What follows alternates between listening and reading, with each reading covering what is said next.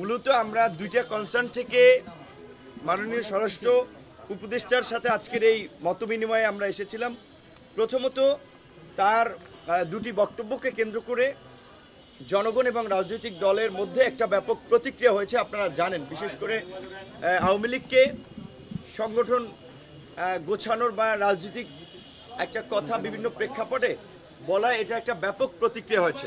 যেই সরকার জনগণের ম্যান্ডেট নিয়ে, জনগণের সমর্থন নিয়ে আমরা যাদেরকে ক্ষমতায় বসিয়েছি, তারা যদি জনমতের বিপরীত কথা বলেন তাহলে একটা প্রতিক্রিয়া তৈরি হয়। আজকে এই বিষয়টা আমরা তার কাছে জানতে চেয়েছি আসলে কি, এবং বর্তমান প্রেক্ষাপটে তিনি পরিস্থিতিকে কিভাবে দেখছেন, আমাদের কাছ থেকে কি সহযোগিতা চান এবং আমরা কি চাই তার কাছে। সেখানে তিনি পরিষ্কারই বলেছেন যে আসলে তার বক্তব্য হয়তো মিসকোট হতে পারে কিংবা বিকৃতভাবে প্রচার হতে পারে, কিন্তু তিনি নিজেও একজন এই জালিম সরকারের দ্বারা ভুক্তভোগী হিসেবে আমাদের কাছে উপস্থাপন করছেন যে আপনি সেনা একজন উচ্চপদস্থ কর্মকর্তা, অনেক দিন সেনা অনুষ্ঠানে দাওয়াত পান না, রাষ্ট্রীয় অনুষ্ঠানে দাওয়াত পান না।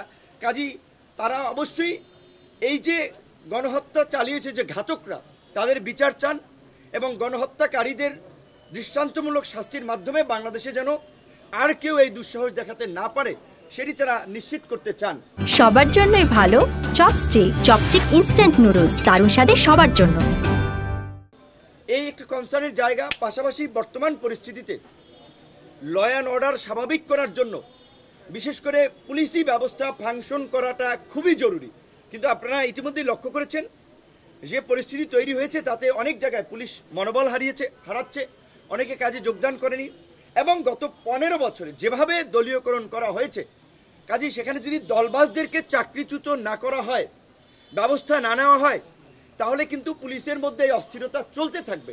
এক পক্ষ কাজে যোগদান করবে, আরেক পক্ষ যোগ না দেওয়ার জন্য উস্কানি দেবে। এমনকি আমরা পুলিশের মনোবল বৃদ্ধির জন্য আমরা একটা প্রস্তাব করেছি যে ঝুঁকিপূর্ণ এলাকাগুলোতে পুলিশের সাথে অন্তত 10 সদস্যের একটা সেনা টিম মোতায়েন করা।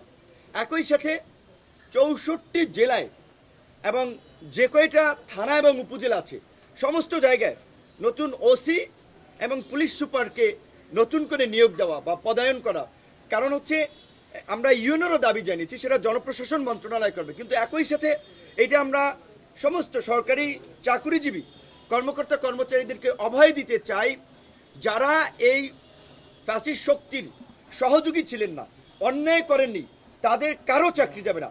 আমরা মনে করি যে অবশ্যই 64 জেলার এসপি খারাপ ছিলেন না, কিংবা সমস্ত ডিআইজিরা কখনোই সবাই খারাপ না, হয়তো পরিস্থিতির কারণে অনেকে অনেক কিছু করতে বাধ্য হয়েছেন, কিন্তু যাদের গুড ট্র্যাক রেকর্ড রয়েছে, যাদের পেশাদারিত্ব ছিল এই পরিস্থিতির মধ্যে ন্যূনতম, তারা কেউ যেন চাকরিচ্যুত না হয়। কারণ একসাথে সব ধরনের ব্যবস্থা নেওয়া যায় না। আপনারা জানেন সালমান এফ রহমানের মতো একজন স্বীকৃত ব্যাংক লুটেরা, শেয়ার বাজার কেলেঙ্কারির সাথে জড়িত মাফিয়া গ্রেপ্তার হয়েছে।